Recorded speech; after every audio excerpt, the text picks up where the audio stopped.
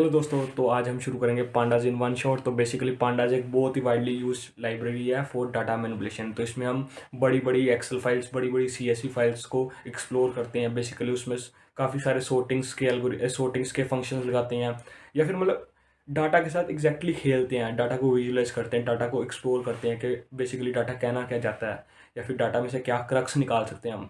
तो instead of manually हम Python की एक लाइब्रेरी यूज़ करते हैं, पांडास। और आज हम इस सीरीज़ में फुल एंड टू एंड उसके बारे में सीख रहे होंगे by practically implementing it using iris data set. तो let's move to coding part. चलिए करते हैं शुरू। तो बेसिकली आज हम पांडास की लाइब्रेरी को एक्सप्लोर कर रहे होंगे एंड टू एंड, बिल्कुल स्टार्ट से लेके एंड तक। बट कोई भी एक रैंडम डाटा सेट पे नहीं, रैंडम इन्फॉर्मेशन पे नहीं, बट एक प्रॉपर डाटा सेट पे। तो जो डाटा सेट आज हम एक्सप्लोर कर रहे होंगे पांडास को सीखते हुए, उसका नाम है आइरिस। तो उसका लिंक मैं आपको डिस्क्रिप्शन में दे दूंगा। आप कैगल पे जाके यहाँ पे जस्ट डाउनलोड क्लिक करेंगे, 1 KB की फाइल है, CSV फाइल है, तो आप डाउनलोड कर सकते हैं। ठीक है। तो सबसे पहले पांडास को स्टार्ट करने के लिए मतलब पांडास को इंपोर्ट करेंगे हम। तो import pandas S P D, basically क्या मतलब है, हम पांडास को इंपोर्ट कर रहे हैं, हमें पांडास बार बार ना लिखना पड़े, इसलिए हम उसको एक छोटा नाम दे रहे हैं एस पी डी। मतलब जब भी हम पी डी कॉल करेंगे तो वो पांडास में से कुछ ले आएगा जो जो हमें चाहिए। ठीक है। तो बेसिकली डाटा सेट है क्या, हमारा डाटा सेट है कि भाई डाटा सेट आइरिस फ्लावर्स का है। आइरिस फ्लावर्स तीन तरह के हैं, आइरिस वर्सी कलर, आइरिस सेटोसा, आइरिस वर्जिनिका। तो basically sepal with petal length और पेटल विथ डाटा सेट में दिया हो गया, और उसके बेस पे बताया गया कि भाई ये वर्सी कलर है, सेटोसा है या वर्जिनिका है। ठीक है। तो हम इसको एक्सप्लोर कर रहे होंगे। ठीक है। तो सबसे पहली कमांड हम यूज़ कर रहे हैं, तो सबसे मैंने यहाँ पे सब कुछ लिख रखा है सो दैट कि कुछ भी मिस आउट ना हो, बट हम टर्न बाय टर्न सब कुछ करते जाएंगे और एक एक कमांड को अच्छे से एक्सप्लोर करेंगे, उसकी डेप्थ में जाएंगे, क्या क्या और उससे हम फीचर्स एक्सट्रैक्ट कर सकते हैं, कैसे डाटा के अंदर और घुस सकते हैं, या फिर डाटा को कैसे क्लियरली विजुलाइज कर सकते हैं, सब कुछ इसमें देखेंगे। ठीक है। तो चलते हैं शुरू। तो सबसे पहले सबसे सिंपल कमांड जो एक डाटा को रीड करने के लिए है, वो है pandas P D dot read C S V. ठीक है। तो बेसिकली इसमें काफ़ी सारे पैरामीटर्स देते हैं हम, बट फॉर टाइमिंग हम जस्ट उसका हमारे जो डाटा सेट जहाँ पे हमने सेव किया उसका एड्रेस दे रहे हैं। ठीक है। और डी एफ को कॉल कर दिया मैंने उसके साथ ही। डी एफ बेसिकली एक वेरिएबल रखा है, उसमें P D dot read C S V डालूंगा। तो basically read C S V जो सा है वो एक हमारा कमांड है। तो उसके बेस पे हम उसको जस्ट एड्रेस दे रहे हैं, और वो एड्रेस हमको खोल के दिखा देगा कि अभी CSV फाइल दिखती कैसी है। ठीक है। तो ये खुल गई। तो इसमें अब आईडी है, सेपल लेंथ सेंटीमीटर में, सेपल विथ सेंटीमीटर में, पेटल लेंथ सेंटीमीटर में, पेटल विथ सेंटीमीटर में, और स्पीशीज कौन सी है, आयरिस सेटोसा है, वर्जिनिका है, या फिर वर्सी कलर है। ठीक है। तो ये तो हो गया। अब क्या है, उसने पहली 5 दी हैं, फिर डॉट डॉट करके अगली लास्ट वाली 5 दे दी हैं। ठीक है। पता लग गया अब हमें। अब लेट्स से कि हमको सिर्फ ऊपर वाली देखनी है, कि कुछ ऊपर वाले सिर्फ ऊपर वाली 3-4 लाइनें देखनी है, तो उसके लिए command D F dot head, मतलब जो हमने वेरिएबल को नाम दिया उसका हेड दिखा दे हमें यार, सिर्फ हमको सारा नहीं देखना, सिर्फ हेड दिखा दे। तो वो हेड में विदाउट अगर कोई पैरामीटर डाले, हम हेड ऐसे ही चला देंगे, तो वो पहली 5 रोज हमें डिस्प्ले कर देगा डाटा के साथ। But here is a catch, कि अगर हम डी एफ डॉट हेड में कोई वैल्यू डाल दें, अगर 3 डाल दें, तो वो सिर्फ 3 दिखाएगा। अगर मैं यहाँ पे लेट से 26 डाल दूँ, तो वो 26 की 26 लाइनें मुझे दिखाएगा। ठीक है। तो ऐसे ही। तो अब जैसे मैंने ऊपर वाली लाइन्स तो देख ली, बट अगर मैं कहूँ कि मेरे को नीचे वाली लाइन्स देखनी है सिर्फ, तो उसके लिए कमांड है टेल, और वो भी सेम एज इट इज़, कि भाई हमारे पास टेल जोन सी है, टेल पे 4 लिखा, टेल पे 4 लिख दिया, तो इट मीन्स लास्ट वाली 4 दिखाएगा। अगर 14 लिखूंगा तो लास्ट वाली 14 दिखा देगा। 4 चला के देख लेते हैं। ठीक है। तो ये हमारी 4 चल गई, तो लास्ट वाली 4 दिखा दी। लेट से मैं यहाँ पे 14 कर दूँ, तो वो लास्ट वाली 14 दिखा देगा मुझे। ठीक है। डन हो गया। तो ऊपर एक हमने कमांड भी की थी, D F dot read C S V, है ना, उसमें सिर्फ एड्रेस डाला था। अब इसके अंदर हम डेप्थ में जाएंगे, इसके अंदर और होता क्या क्या है। ठीक है। तो डेप्थ में जाने के लिए मैंने सब कुछ नीचे लिखा हुआ है, सो दैट कि कोई भी चीज़ मिस ना हो। ठीक है ना। समझाता हूँ। अब यहाँ पे एक सेप लिखा है, सेप मीन्स सेपरेटर है। तो आप कहोगे कि कैसे पता लगा कि ये सेप आएगा, यहाँ पे क्या आएगा, यहाँ पे एड्रेस आएगा, कैसे पता लगेगा। तो बेसिकली हर फंक्शन की ना एक डॉक स्ट्रिंग होती है, या फिर आप तो जाके मतलब इनकी डॉक्यूमेंटेशन भी पढ़ सकते हो, या फिर अगर जुपिटर नोटबुक में हो तो टैब प्लस शिफ्ट दबाओगे तो इसकी डॉक्यूमेंटेशन खुल जाएगी आपके पास। ठीक है, डॉक्यूमेंटेशन खुल गई, उसको वाइड करोगे तो वो बता देगा सबसे पहला पैरामीटर कौन सा फाइल पाथ है, फिर सेप है। ठीक है, उसके बाद कितने सारे पैरामीटर्स बता दिए उसने। ये सब के सब इसके पैरामीटर्स हैं जो इसमें यूज़ कर सकते हैं हम काफ़ी हद तक करेंगे, बट बाकी का एक्सप्लोर तो आपको खुद को करना। ठीक है, तो अगर आप कोई और कंपाइलर यूज़ कर रहे हो तो आप नेट पे सर्च कर सकते हो कि किसी फंक्शन की डॉक स्ट्रिंग कैसे निकालनी है, तो डॉक स्ट्रिंग निकाल के आप इसको पढ़ सकते हो उस फंक्शन के साथ में ही। ठीक है, अब ऊपर तो सारे पैरामीटर्स बता दिए हैं, अब आपको कि यार पैरामीटर देख के कैसे पता लगेगा वो उसका काम क्या है, जैसे सेप लिखा है तो उसका काम क्या है। तो वैसे ही अगर हम जैसे नीचे आएंगे ना, तो यहाँ पे फाइल पाथ के आगे सारी डिटेल लिखी है, पाथ ऑफ ऑब्जेक्ट। सेप के आगे क्या लिखा है, delimiter to use if sep is none the C engine, मतलब सब कुछ प्रॉपर डिटेल में लिखा हुआ है। तो वैसे तो जोन सी कमांड्स मैं यूज़ कर रहा हूँ आपको प्रॉपर बताऊंगा, बट और भी कोई नई कमांड आपने मतलब नया पैरामीटर डालना है इसमें से तो आप ये प्रॉपर पढ़ सकते हो। ठीक है, तो हाँ अब शुरू करते हैं अपने दोबारा पे सेप पे।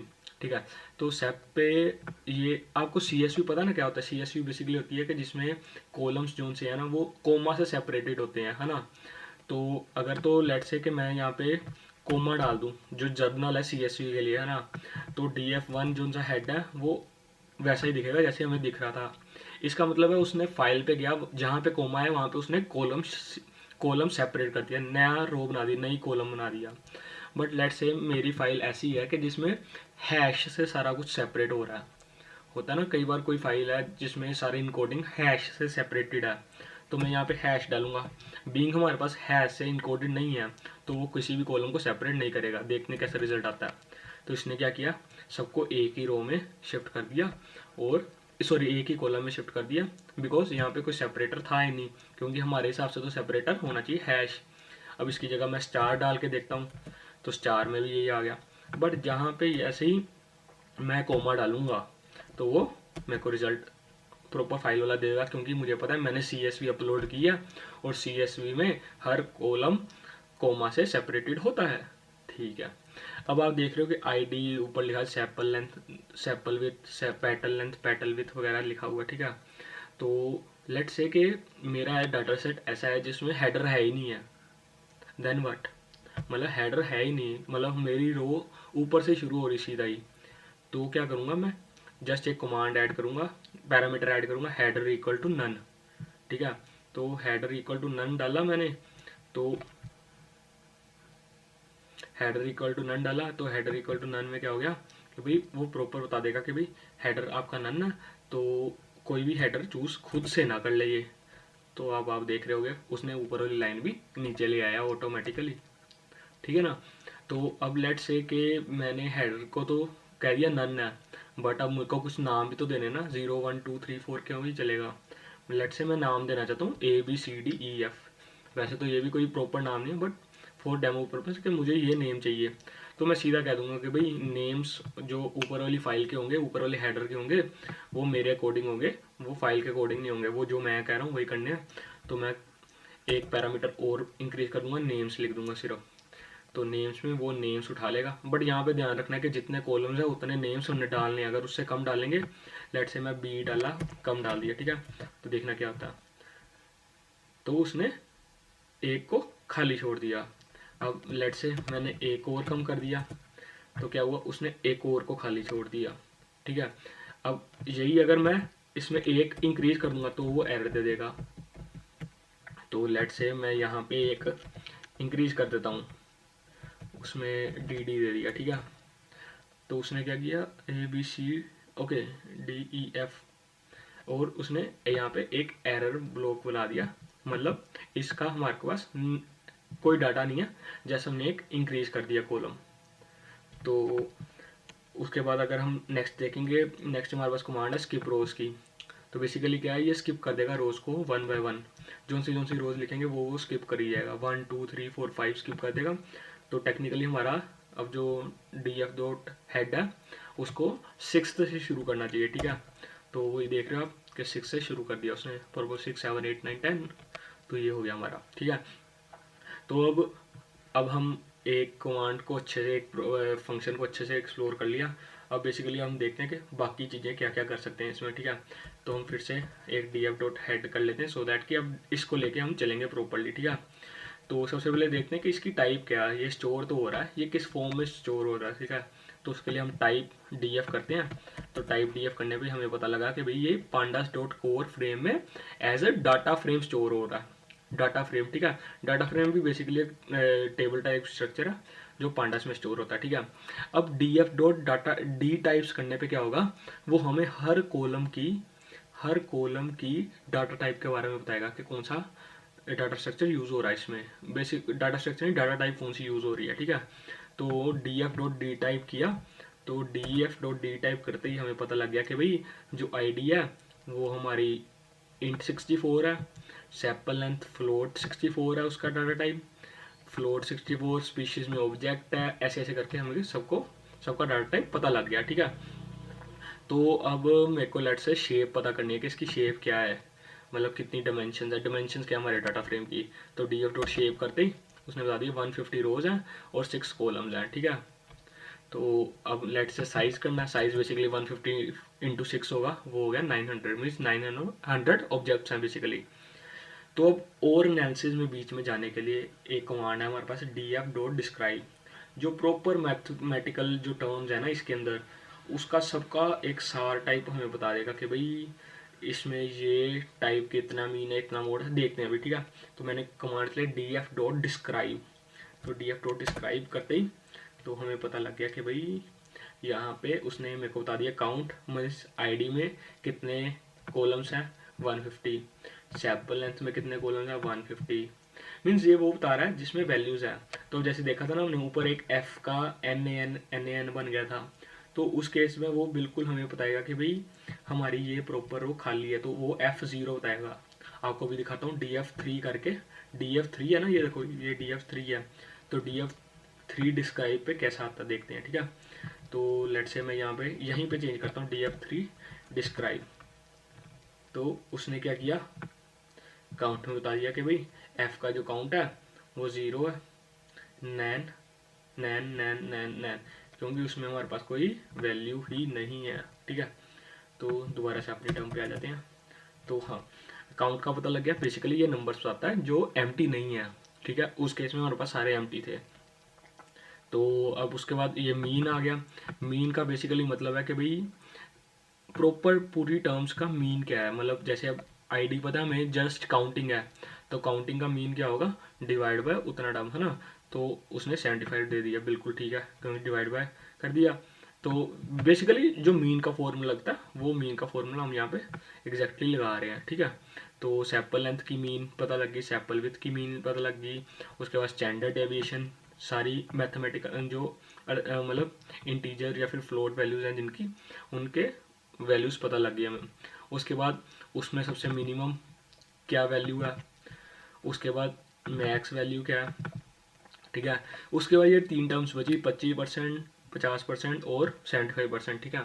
तो बेसिकली ये क्या है, जब हम अपने डाटा को बेसिकली आईडीज के डाटा को, या फिर आईडीज तो चलो वैसे ही सॉर्टेड है, अगर सैंपल लेंथ है तो सैंपल लेंथ की सारी वैल्यूज ले ले, उनको सॉर्टेड कर दे, उसके बाद जो 25th वैल्यू, 25th इंडेक्स पे जो वैल्यू मिलेगी ना, 25th परसेंट पे, अगर तो वो 2 वैल्यू बन रही है तो उनका मीन ले लेंगे, नहीं तो 25th जो वैल्यू पड़ रही है ना हमें, तो 25th वैल्यू पे जो सा इंडेक्स, सॉरी 25th इंडेक्स पे जो सी वैल्यू है वो आएगी यहाँ पे।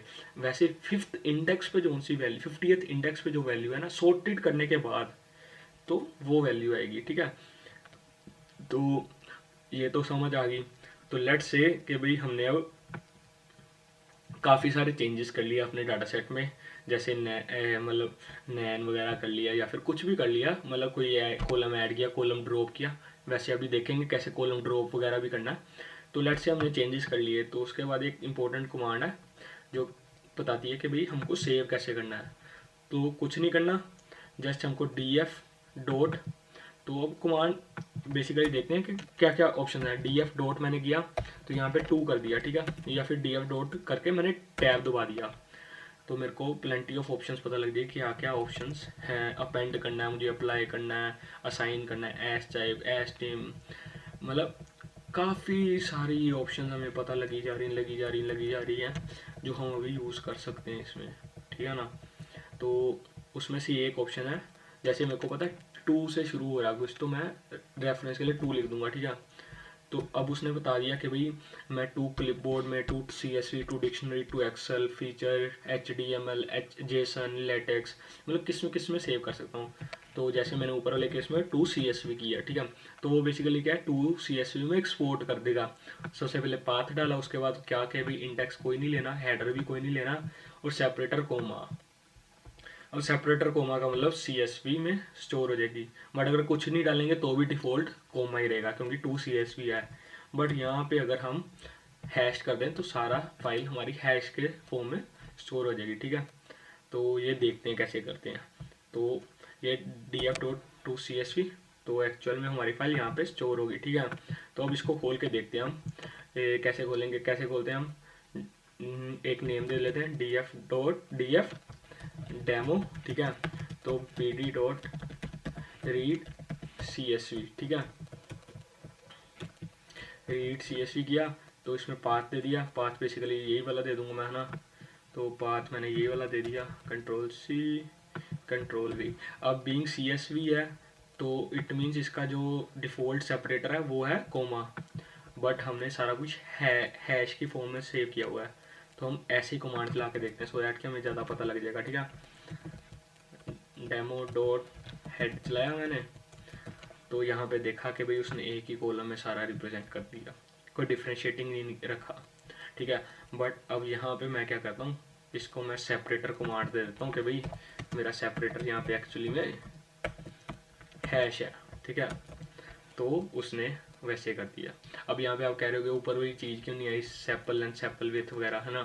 तो थिंग इज वहाँ पे मैंने हेडर को फॉल्स कर दिया हुआ, समझ आई क्या क्या, मतलब पैरामीटर्स लगाने से क्या क्या हो सकता है। अगर नहीं लगाते तो वो स्टोर कर लेता। अब बिना लगाए स्टोर करके दिखाता हूँ मैं, ठीक है। तो सेम कमांड दोबारा रन की और अब ऊपर आ गया, दैट्स इट, ठीक है। तो अब हम चलते हैं नीचे। हाँ, तो अब जैसे हमें पता लग रहा है कि भाई सैंपल लेंथ इसकी ये वगैरह वगैरह, तो लेट से मुझे पता है कि स्पीशीज़ मेरी मेन चीज़ है जिसके ऊपर सारा डाटा सेट बेस्ड है। तो मैं चाहता हूँ कि हर जो चीज़ है, जो सी चीज़ भी मतलब ग्रुप हो सकती है, वो स्पीशीज़ के बेस पे ग्रुप हो जाए, ठीक है। तो और उसका मीन मुझे पता लग जाए, ठीक है। तो मैंने किया, तो इसने बता दिया कि भाई आयरिस सेटोसा 25.5% मीन है, 75.5% मीन है, 125 मीन है, बाकी सबके मीन की वैल्यूज़ पता लग गई मेरे को, ठीक है। और वैसे ही अगर मेरे को काउंट चाहिए कि कितनी काउंटिंग में पर्टिकुलर स्पीशीज़ का डाटा मेरे पास है, ठीक है। तो इसने बता दिया कि भाई काउंटिंग में 50-50-50 डाटा सेट सबका है, मतलब इक्वली ट्रांजिट डाटा सेट है, ठीक है। जैसे डिस्क्राइब एक कमांड थी, वैसे ही एक इन्फो भी कमांड है जो हमें डाटा टाइप्स और नन वैल्यूज़ के बारे में बताएगी, ठीक है। तो देखो आईडी में बताया 150 नॉन नल, ठीक है। वो बता रही बेसिकली कितनी नल नई वैल्यूज़ हैं, ठीक है। और उसके बाद साथ में डाटा टाइप, तो प्रॉपर एनालिसिस करके बता दिया। अब एक कमांड है कि हमको अगर देखना है कि भाई कितना कोरिलेशन में कोई डाटा सेट है किसी के साथ, है ना। तो मतलब जैसे मैं कह रहा हूँ कि सेपल लेंथ सेपल विथ से कितना रिलेटेड है, या फिर पेटल लेंथ पेटल विथ से कितनी रिलेटेड है, तो उसके लिए एक इनबिल्ट कमांड है जिसका नाम मतलब है df.core, CORR। तो बेसिकली वट इज दिस के कोरिलेशन निकालती है, ठीक है। df.कोरिलेशन किया तो ये बेसिकली बता रही है कि सेपल विथ की सेपल लेंथ के साथ -0.100 ऐसा कुछ रिलेशन है। और आप देख रहे होगे सेपल लेंथ और सेपल लेंथ में जो रिलेशन है वो 1 है। तो इट मीन्स कि भाई ये ऑब्वियस थिंग है कि भाई एक दूसरे पे वैल्यू तो प्रॉपरली डिपेंड कर ही रही है क्योंकि दोनों ही सेम वैल्यूज़ हैं, है ना। तो ये बेसिकली इसके बेसिस पे हम काफ़ी कंक्लूजन्स निकाल सकते हैं।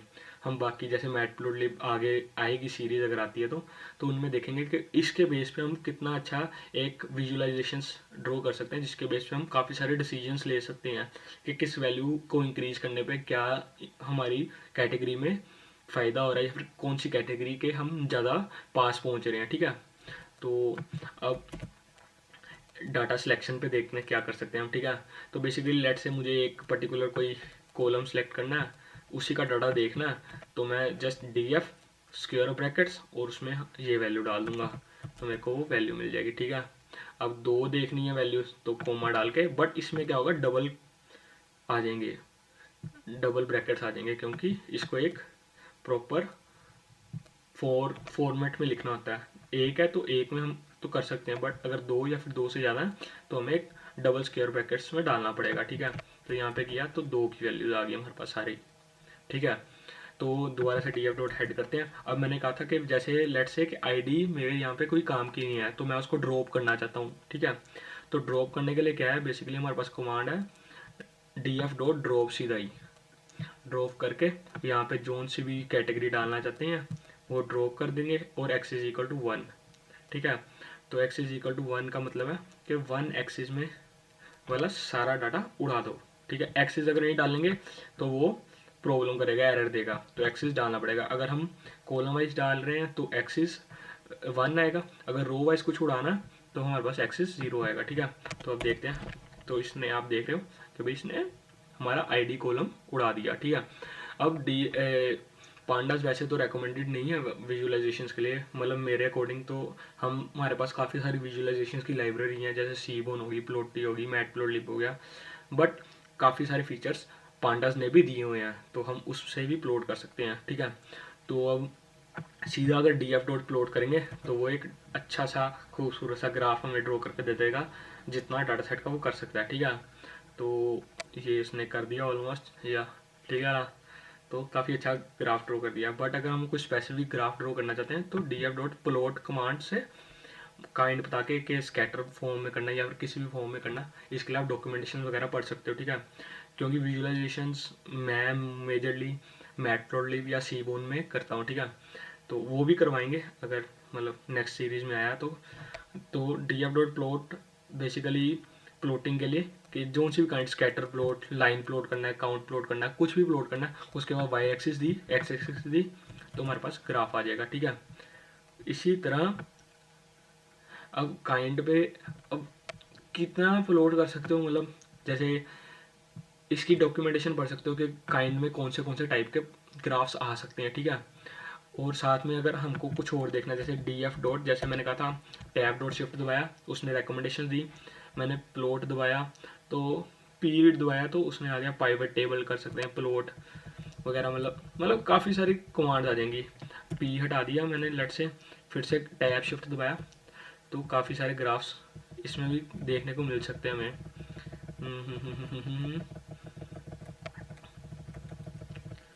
तो यहाँ पे हिस्टोग्राम आ गया, ठीक है, हिस्टोग्राम ड्रॉ कर सकते हैं। ज्वाइन प्लॉट आ गया, नहीं ज्वाइन प्लॉट नहीं है मेरे ख्याल से, ये ज्वाइन कमांड है, ठीक है। मतलब काफ़ी सारे ग्राफ्स हैं, आप देख सकते हो इसमें, पाइवट टेबल आ गया, काफ़ी सारे ग्राफ्स हैं, बेसिकली आप एक्सप्लोर कर सकते हो। मैंने काफ़ी मेजर जो कमांड्स यूज़ होती है पांडास में वो सारी की सारी कवर कर दी हैं, ठीक है। तो बट द थिंग इज़ कि कोई भी चीज़ सारी बिल्कुल नहीं हो सकती, क्योंकि अपने में ही एक लाइब्रेरी काफ़ी बड़ी चीज़ है, उसको एक पुश देना, एक स्टार्ट देना एंड टू एंड, वो कर दिया। बट आप जैसे जैसे आगे यूज़ करी जाओगे, जैसे आपको लगेगा कि भाई ये फीचर चल सकता है कि नहीं चल सकता, वैसे सर्च करोगे तो आपको पता लगता रहेगा। या फिर क्या कर सकते हैं कि भाई हम एक इसकी डॉक्यूमेंटेशन को एक बार गो थ्रू कर सकते हैं, उसका लिंक मैं डिस्क्रिप्शन में दे दूंगा, तो डू चेक इट आउट। उसके अलावा भी काफ़ी सारी रिसोर्सेज की लिंक मैं डिस्क्रिप्शन में डाल दूंगा, सो दैट कि आप अपने आप पे काफ़ी सारा इसको एक्सप्लोर कर सको, ठीक है।